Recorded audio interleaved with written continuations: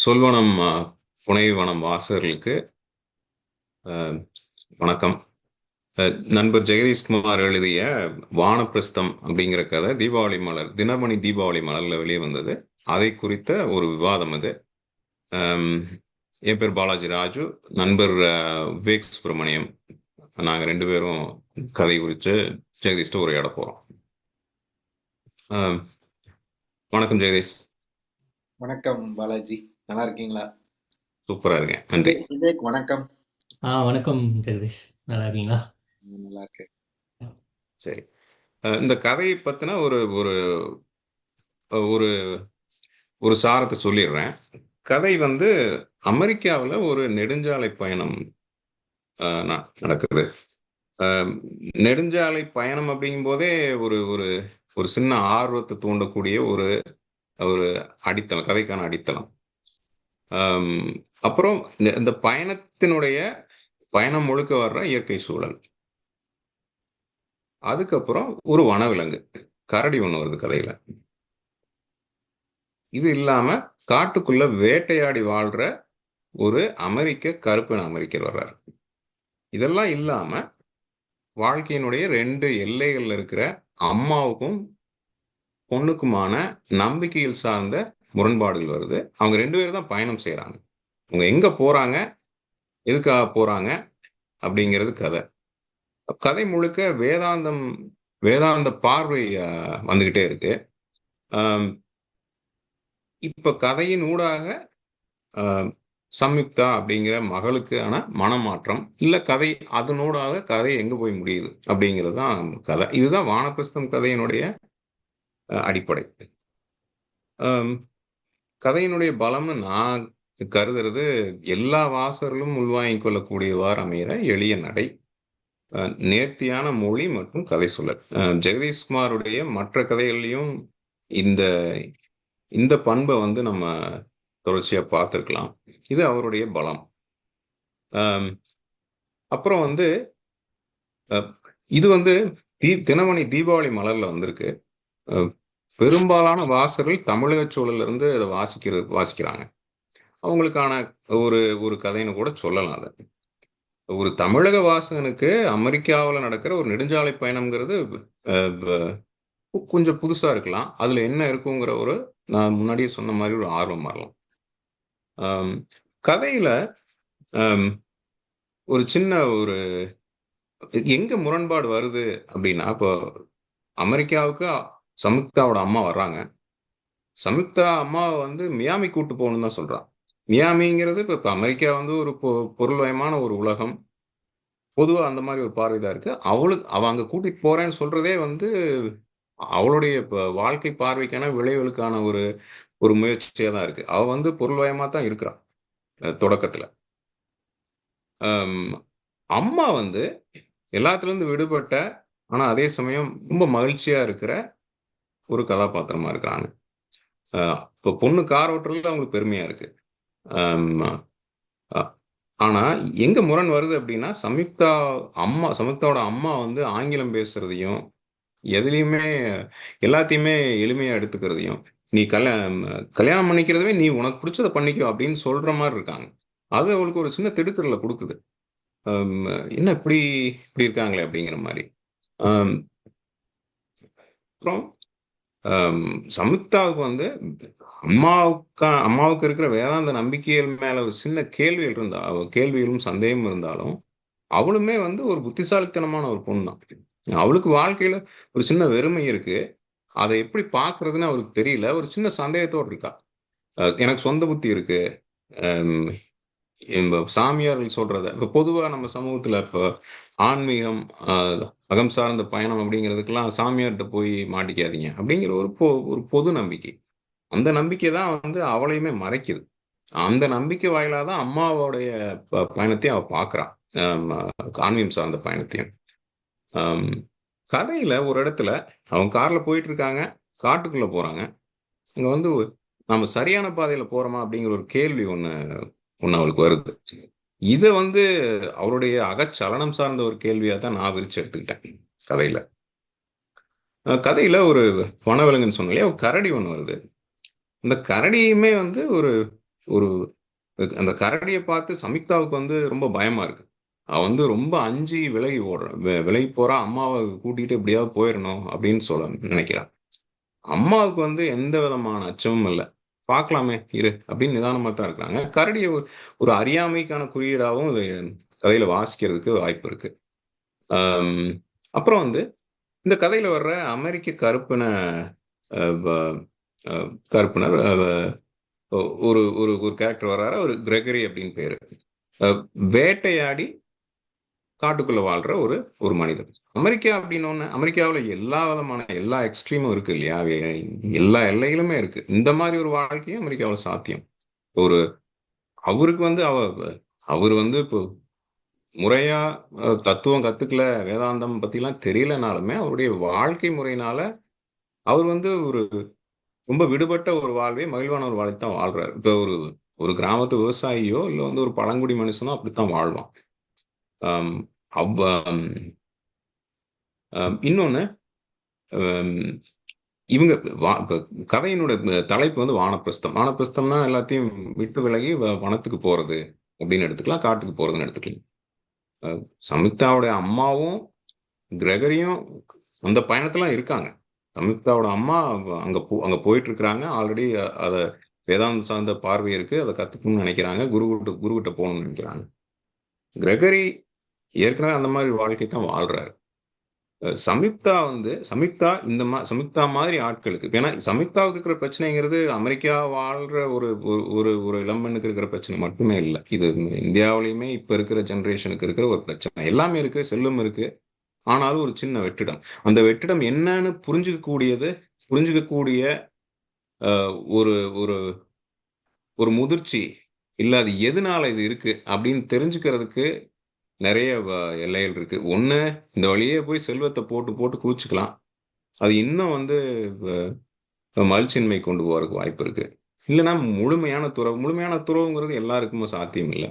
இது இது ரெண்டுக்கும் இடையில லௌகிக வாழ்வுக்கும் நடுவுலையுமே வேத ஒரு தத்துவ பார்வை, தத்துவத்தை கத்துக்கும் போது நமக்கு வாழ்க்கையில் ஒரு தெளிவு கிடைக்கும் அப்படிங்கிற மாதிரி இந்த கதையை வாசிக்கலாம். இந்த கதையில இது ஒரு பயணம் சார்ந்த கதை, ஒரு பயணத்தில் நடக்கிற நிகழ்வுகள் சார்ந்த கதை. இந்த பயணம் சம்யுக்தாவுக்கான பயணம் தான். இப்படித்தான் நான் அந்த கதையை வாசிக்கிறேன். நன்றி. ரொம்ப நல்லா சொன்னீங்க, அழகா இருந்தது நன்றி. பாலாஜி. நன்றி. விவேக். நன்றி Balaji. It's very good introduction. நீங்கள் கதையோட ஒரு ஒட்டுமொத்த பரிணாமத்தை வந்து கொடுத்துட்டீங்க, அந்த எப்படி உருவாகி வெளியே வந்தது அப்படின்னு.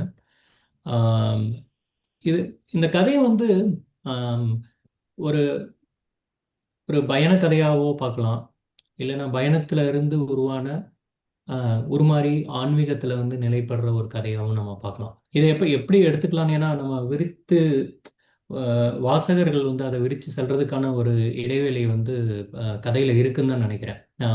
எனக்கு வந்து அதில் சில சில சில உடன்பாடுகள் ஆன்மீகத்தை சார்ந்து இருந்தாலும், ஆனால் கதைக்குள்ள அந்த உட்பொருள் வந்து வாசகனை வந்து விரித்து சொல்கிற மாதிரி தான் வரும்.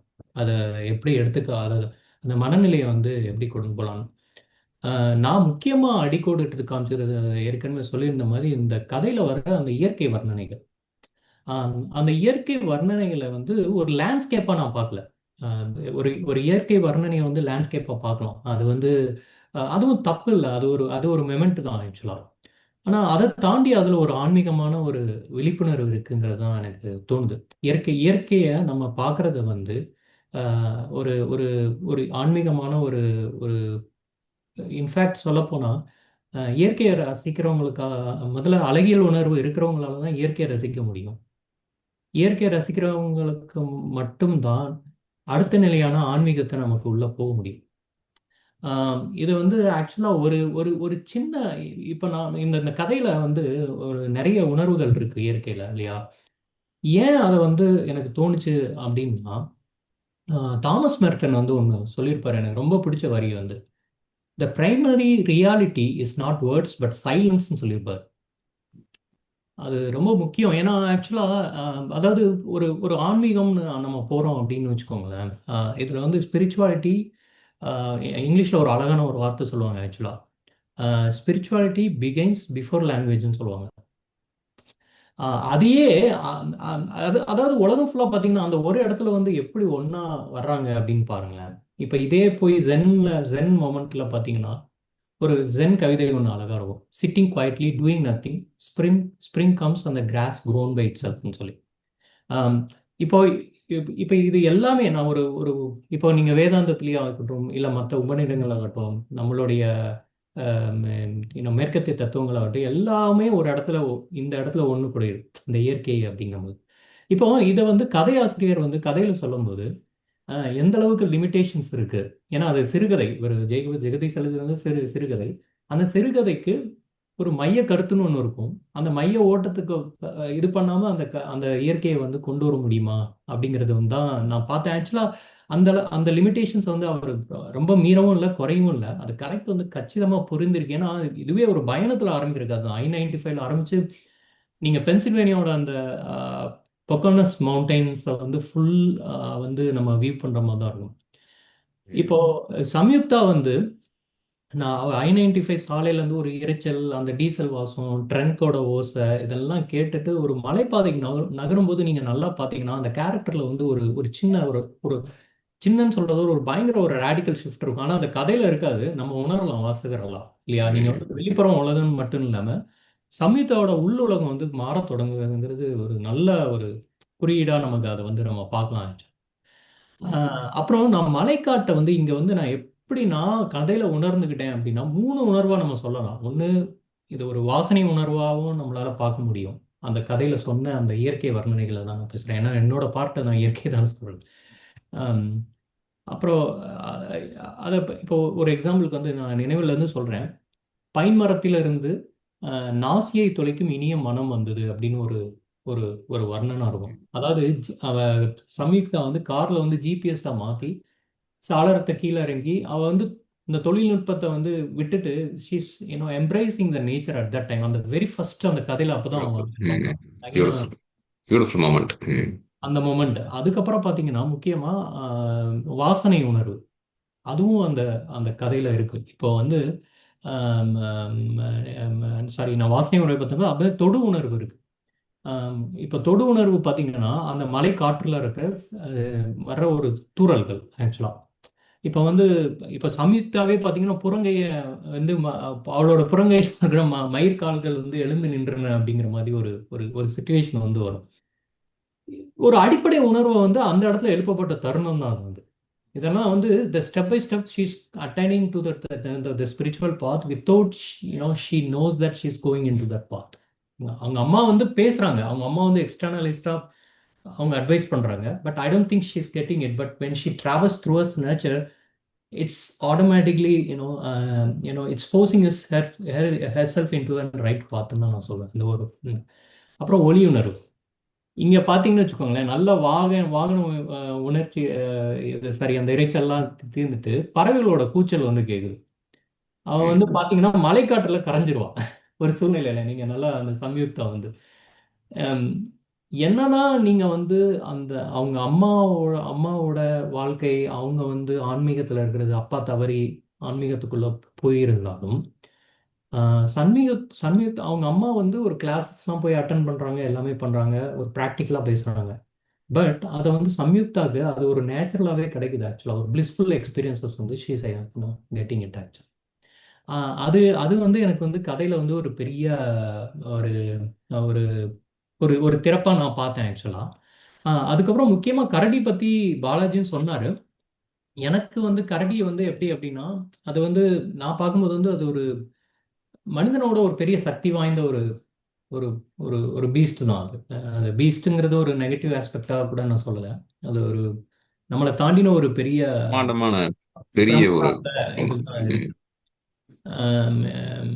ஒரு ஒரு ஒரு சடன் என்கவுண்டர் ஆஃப் பியர் அப்படிங்கிறது வந்து நான் எப்படி பார்க்குறேன்னா அவங்க மனசுல இருந்து வந்த ஒரு ஒரு ஒரு பதட்டம் கூட வந்து நம்ம கண் முன்னாடி அப்படி நிற்குதோ அப்படிங்கிற ஒரு ஒரு ஒரு ஒரு சூழ்ச்சி இருந்தது. அதுக்கப்புறம் அவர் கிரெகரியே வந்து அவங்கள மீட் பண்றாரு இல்லையா, அவர் வந்து ஹீ அவருமே பார்த்தீங்கன்னா வீட்டுக்கு பின்னாடி உருளைக்கிழங்கு இது பண்ணுறது, முட்டைகோஸ் பயிரிடுவார். ஆனால் ஒரு ஒரு இறைச்சியோ ஏதோ ஒரு அவருக்கு புரோட்டீன் வேணுங்கும் போது மட்டும் காட்டுக்குள்ளே போயிட்டு மானையோ இல்லைன்னா ஒரு பறவையோ சுட்டு எடுத்துட்டு வருவாங்கிற மாதிரி வந்து சொல்லுவார். ஸோ இது ஒரு இது அந்த அந்த மொத்தமட்ட கதையே பார்த்தீங்கன்னா எனக்கு அந்த ஒரு இடத்துல வந்து it's going very deep and deep அப்படிங்கிறது தான் நான் எடுத்துக்கிட்டேன். ஏன்னா நான் ஆக்சுவலாக நான் பொதுவாக ஒரு உரையாடலை வந்து நான் பெருசாக இங்கே ஏன் ஹைலைட் பண்ணலை அப்படின்னா, ஆம், ஆம், ஒரு அழகியல் சார்ந்த உணர்வை வந்து உரையாடல் மூலமாக ஒரு வாசகனால தொட முடியாது. அதை நம்ம ம். வந்து ஒரு உணர்வுபூர்வமாக தான் தொட முடியும். அந்த உணர்வை காட்சிப்படுத்தல் மூலமாக தான் கொண்டு வர முடியாது. ஒரு ஓவியமோ ஒரு இயற்கையோ தான் இருக்கணும். அதுதான் வந்து கதையில் இருந்தது. இப்போ ஆக்சுவலாக வந்தீங்கன்னா இன்னொன்று சொல்லுவாங்க இங்கிலீஷில் வந்து நீங்கள் அதையும் நம்ம இங்கே எடுத்துக்கலாம். Nature dissolves the illusion of the separate செல்ஃப்னு ஒரு வார்த்தை உண்டு, ஒரு ஒரு வேர்டிங்ஸ் ஒன்று உண்டு. ரொம்ப ஒரு முக்கியமானது உண்டு ஆக்சுவலாக. ஹென்ரி த்ரோவே வந்து அதை டேவிட் த்ரோவே வந்து அதை ஒட்டி கூட அவர் சொல்லியிருக்காரு. ஆக்சுவலாக வந்து I went to the wood because I wish to live டெலிபரேட்லின்னு சொல்லுவார். I went to the wood because I wish to live deliberately அப்படின்னு சொல்லுவார். ஸோ அந்த சமயுக்தோட பயணமும் நான் அப்படிதான் இந்த இதில் வந்து நான் பார்த்தேன். I think நான் அதிகமாக டைம் எடுத்துக்கிட்டேன் நினைக்கிறேன். இல்ல, நல்லா நல்ல பாயிண்ட் ஆஃப் வியூ வைக்குது. நீங்க இயற்கையோட எப்படி கனெக்ட் பண்ணிக்கிறோம், அது புலன்கள் வழியா எப்படி சம்யுக்தாவுக்கு ஒரு மனமாற்றம் வருது அப்படின்னு சொல்றீங்க. அது ஜிபிஎஸ் கட் ஆன உடனே அவ வந்து அதுவே வந்து அவளுக்கு அங்கதான் ஒரு டிரான்ஸ்லேஷன் பாயிண்ட் நடக்குது. அங்கிருந்தே அவ வந்து பார்த்துக்கிட்டே இருக்கா. அப்புறம் அம்மாவோட பியூட்டிஃபுல்லான மொமெண்ட்டுமே எல்லாத்தையுமே ஏத்துக்கிறாங்க அப்படிங்கிறது சின்ன சின்ன மொமெண்ட்ல வந்து வெளியே வந்துட்டு இருக்கோம். அவங்க அம்மா எந்த நிலையில இருக்காங்க, அவர் வந்து இறைச்சியோட அரிசி உணவு கொடுக்குறாரு, இறைச்சி ஒதுக்கி வச்சுட்டு அவங்க சாப்பிட்றாங்க. அந்த அளவுக்கு மனமுறிச்சி இருக்கு அவங்களுக்கு. அவங்களுக்கு அதெல்லாம் ஒரு பிரச்சனையாவே இல்லை. இவ வந்து அவங்க சாப்பிட மாட்டாங்களோ அப்படின்னு நினைக்கிறான். இந்த டிரான்சிஷனும் நடக்குது. அவர் ஒரு துறவி, ஒரு இந்திய துறவிக்கான இன்னொரு பிம்பமாகவும் அவரை பார்க்கலாம். ஏன்னா அந்த சடைமுடி இதையெல்லாம் பார்க்கும்போது எனக்கு அப்படிதான் தோணுச்சு. வானப்பிரஸ்தம் தலைப்பும் ரொம்ப பொருத்தமான தலைப்பு. இயற்கை இந்த இந்த கதையில இப்ப எழுத்தாளன் எழுதும்போது குறிப்பிட்டு எழுத முடியாது. அவனுக்குள்ள இருந்து வெளியே அதுவா வரும் இல்லையா? அது வரும்போது அது இயல்பான ஒரு இடத்த கதையில அது எடுத்துக்குது. இது அந்த மாதிரி அமைஞ்ச கதை. மிக அழகிய இயற்கை வர்ணனைகள் அந்த ஒரு கதை. ஆமாம், அதில் ஒன்று என்னன்னா ஒரு ஆம், கதையை ஓட்டத்துக்கு ஏற்ற மாதிரியான இயற்கையும் இருக்கணும். அது அது ஒரு ஒரு சப்டிலான பாயிண்ட் ஆக்சுவலாக. ம். அதாவது ஒரு எக்ஸசிவான ஒரு அங்கே ஒரு அங்கே தான் ஆக்சுவலாக நான் ஒரு கேள்வியாக கூட வைக்கலாம், இல்லைன்னா ஒரு கருத்தாக கூட சொல்லலாம். எங்கே வந்து நம்ம லிமிட்டேஷன் செட் பண்ணுறதுங்கிறது. ஏன்னா நீங்கள் எழுத எழுத இயற்கை வந்து உங்களுக்கு இயற்கையாக உங்களுக்கு கொடுக்கும். அப்போ அந்த இயற்கையாக நம்ம எப்படி ஸ்டாப் பண்ணணுங்கிறதும் நமக்கு தெரியணும். பெரிய சேலஞ்ச் அது. ஏன்னா இயற்கை வந்து ஒரு அழிக்கிறது. அதை நம்ம கேட்கும்போது அது கொடுத்துக்கிட்டே இருக்குது, ரைட்? அது அதோட பிரம்மாண்டம், அதோட அன்பு வந்து ரொம்ப பெருசு. அப்போ அந்த அன்பு வந்து ஓரளவு எனக்கு போதும் அப்படின்னு சொல்றதுக்கும் அந்த கலைஞனுக்கு வந்து ஒரு ஒரு ஒரு ஒரு தைரியம் இருக்கணும். அப்போ இல்லைன்னு வச்சுக்கோங்களேன், அது வந்து ஒரு ஒரு ஒரு கவிதை மாதிரியோ இல்லைன்னா அது வந்து ஒரு ஒரு தத்துவார்த்த சார்ந்த படைப்பாகவும் ஆயிரும். அதுங்க கதை வந்து வராது. அது ஏன்னா இதில் பயணமும் சேர்ந்து வர்றதுனால அது கொஞ்சம் நீங்கள் கரெக்டாக கொண்டு வந்த மாதிரி தான் நான் நினச்சேன் ஆக்சுவலாக. சிறுகதை வடிவத்துக்கே இருக்கக்கூடிய ஒரு சவால் தான். நமக்கு நிறையவும் எழுதுறதுக்கு தோணும் போது அங்க இடம் இருக்காது. அது அந்த அந்த ஸ்ட்ரக்சருக்குள்ள நம்ம எல்லாத்தையும் சொல்லி ஆகணும் அப்படிங்கிறது ரொம்ப சவாலான வடிவம் தான் சிறுகதைங்கிறது. அந்த உங்ககிட்ட சாரி நீங்க பேசுங்க. அது அந்த அதாவது என்னன்னா ஒரு இப்படி எடுத்துக்கலாம். இயற்கையை தனியாக நம்ம ஒரு கதையில கொண்டு வராம இயற்கை ஒரு பாத்திரமா வந்துருச்சுன்னா பிரச்சனை இல்லை ஆக்சுவலா.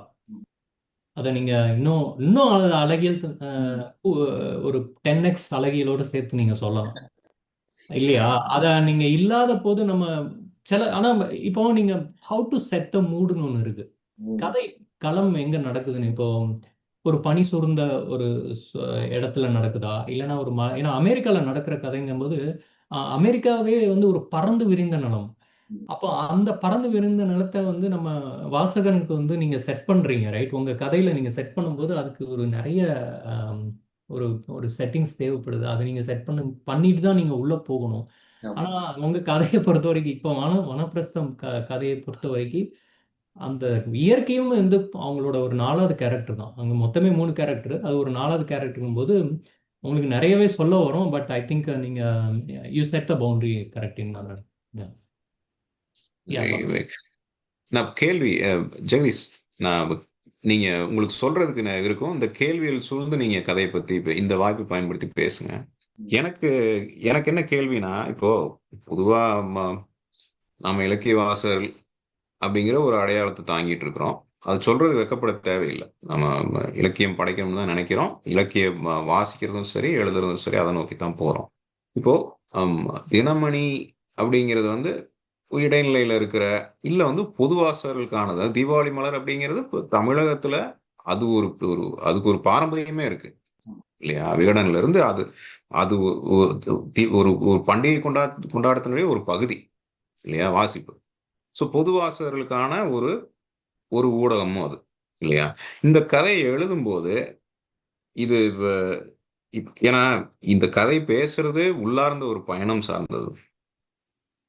இது ரொம்ப பூடகமா சொல்ல வேணாம் அப்படின்னு நீங்க கான்சியஸா ஓரளவுக்கு வெளிப்படையா சொல்லணும்னு நினைச்சீங்களா, இல்ல இயல்பாவே இந்த கதை இப்படி வெளியே வந்தது அப்படின்னு இப்படிதான் வந்துதான் இல்ல அந்த நீங்க கட்டுப்பாடுகள் இல்லைன்னு நான் சொன்னா அது சரியா இருக்காது.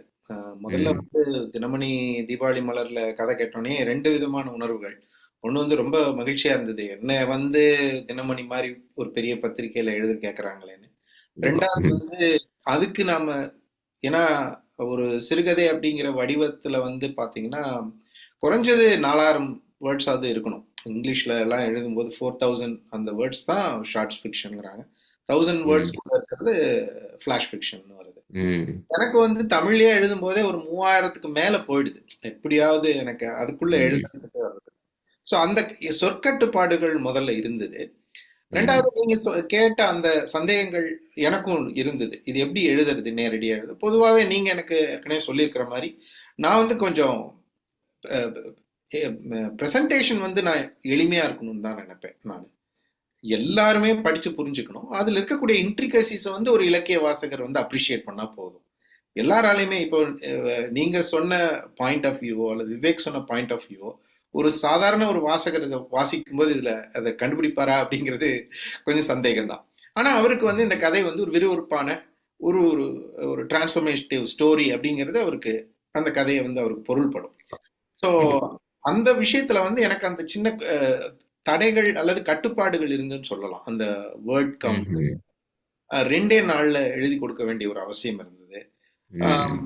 நான் வந்து அதுவும் அமெரிக்காவை பத்தின கதையா இருக்கணும் அப்படிங்கிற ஒரு அவசியம் இருந்தது. ஏன்னா எனக்கு வந்து அந்த மாதிரி கதையை ஒரு சில கண்டிஷன்ஸ் எல்லாம் போட்டு கதை எழுதுறதுக்கு கஷ்டம். வரையறைகளோட வர்றாங்க இல்லையா?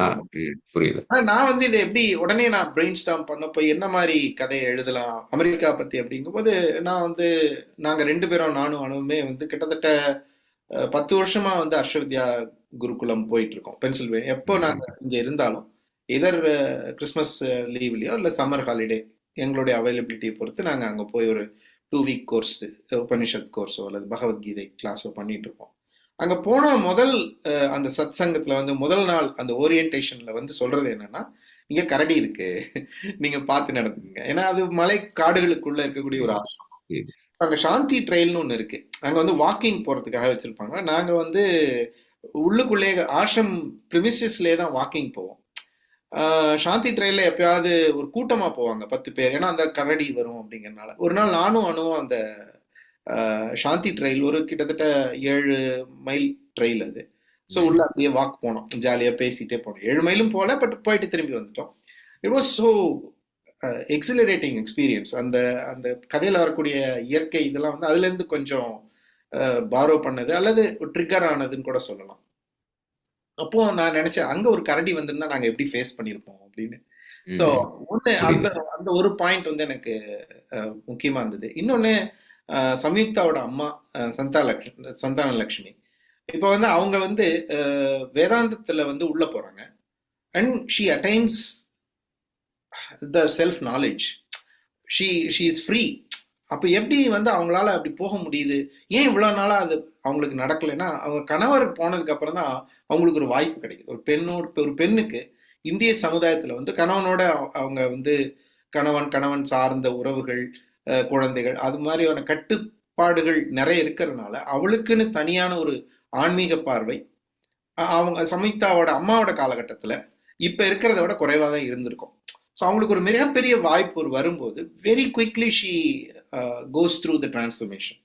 ஸோ அப்போ அவங்க என்ன நினைக்கிறாங்க, எனக்கு கிடைச்ச இந்த ஒரு இந்த அனுபவம் அல்லது இந்த அறிவு என்னுடைய மகளுக்கும் கிடைக்கணும் அப்படிங்கிறது தான் அவங்களுடைய லெவலே ரொம்ப ஹை லெவல்ல இருக்கு.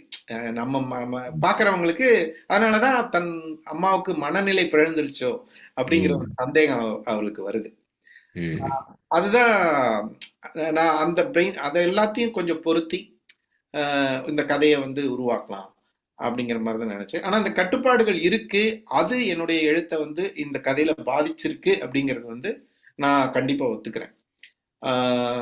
இதே எனக்கு நேரம் கிடைத்து கட்டுப்பாடுகள் இல்லாம இருந்திருந்தா இந்த கதையை வேற மாதிரி கூட எழுதியிருக்க முடியும். ஆனா விவேக் அப்சர்வ் பண்ண மாதிரி அந்த இயற்கை அப்படிங்கிறது வந்து டெலிபரேட்டா இயற்கை வந்து ஒரு இந்த இடத்துல வைக்கணும் அப்படின்னு யோசிச்சு நான் வைக்கல. அஃப்கோர்ஸ் அந்த ட்ரிகரிங் பாயிண்டா இருக்கணும் அவளுக்கு. எப்படி அவள் வாழ்க்கை வந்து எப்படி வந்து பரபரப்பா போயிட்டு இருக்கோ அது மாதிரிதான் I-95 அவங்க பரபரப்பான ஒரு டிராபிக்ல போயிட்டு இருக்காங்க. ஸோ ஜஸ்ட் அவளுக்கு ஒரு சின்ன ஆப்பர்ச்சுனிட்டி கிடைச்சதுன்னா அமைதியா சும்மா கண்ணை திறந்து பாக்குறதுக்கு, சுத்தி இருக்க பாக்குறதுக்கு கிடைச்சா என்ன செய்வா அவ அப்படிங்கிற ஒரு சின்ன ட்ரிகர் பாயிண்ட்டுக்காக தான் அந்த இயற்கை மலைகளுக்குள்ள அவங்க போற மாதிரி வச்சேன்.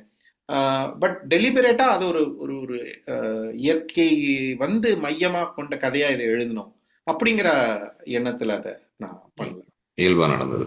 அதுதான், அதுவுமே அழகுதான். தேங்க்யூ ஜெகதீஷ். விவேக், உங்களுக்கு என்ன கேள்வி இருக்கு?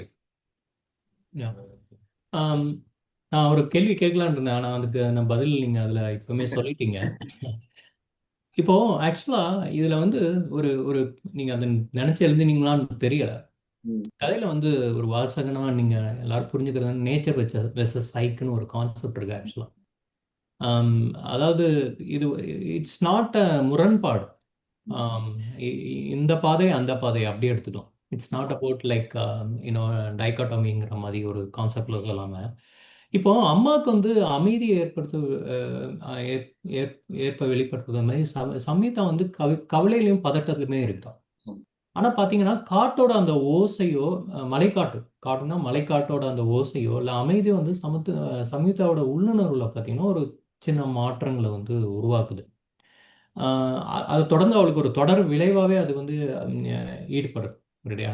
இப்போ இங்க நேச்சர் வெர்சஸ் சைக்கிள் தளங்களுக்கு ஒரு நுட்பமான உரையாடல் உருவாகிற மாதிரி எனக்கு தோணுது.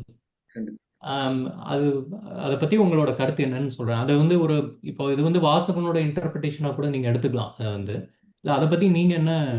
அது நீங்க எழுதியிருந்தீங்க அந்த குரூப்லயே கூட ரொம்ப விரிவா இந்த நேச்சர் வெர்சஸ் சைக்கி பத்தின உங்களோட அப்சர்வேஷன் எழுதி ரொம்ப பியூட்டிஃபுல்லா இருந்தது.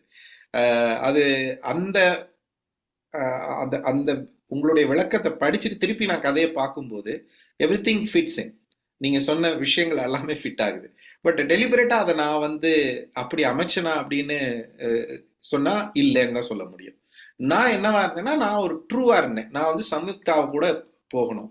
சம்யுக்தாவை வந்து I have to put her in a difficult situation, see what happens அப்படிங்கிற மாதிரி ஒரு விஷயத்தை பார்க்கும்போது I was very very sincere in setting up அந்த சரௌண்டிங்ஸ், அவளுக்கு சூழ்நிலைகளையும் அந்த அவளுடைய சவால்களையும் செட் பண்றதுல ரொம்ப சின்சியரா இருந்தேன். அப்ப இருக்கும்போது அது ஒரு கிரியேட்டரா அதை செஞ்சு முடிக்கும் போது நமக்கு வந்து அதை மெட்டாகாக்னிஷன் சொல்லுவோம் இல்லையா, அதை பின்னாடி தள்ளி அதை பாக்குற அந்த ஒரு விஷயம் நான் பண்ணல. அதுக்குள்ள நான் மெர்ஜ் ஆயிருந்தேன். அந்த கிரியேஷன் ப்ராசஸ்ல வந்து அப்படியே ஃபுல்லா இருந்தேன், அப்படியே நடக்கணும் அப்படிங்கிற மாதிரி. இப்போ நீங்க சொல்றத வச்சு நான் திருப்பி அதை பார்க்கும்போது yes, there is a dialogue between her emotional imbalance and the nature's quiet sereneness. அந்த ஒரு டயலாக் நடக்கிறது வந்து என்னாலேயே பார்க்க முடியுது. ஸோ இப்போ ஒரு வாசகனா நான் பார்க்கும்போது அது அங்க அங்க நிகழ்ந்துட்டு இருக்கு அப்படிங்கிற ஒரு ஒரு ஒரு ஒரு சந்தோஷம் ஏற்படுது. நல்ல ஆழமான கேள்வி. நல்ல நல்ல பதிலும் கூட.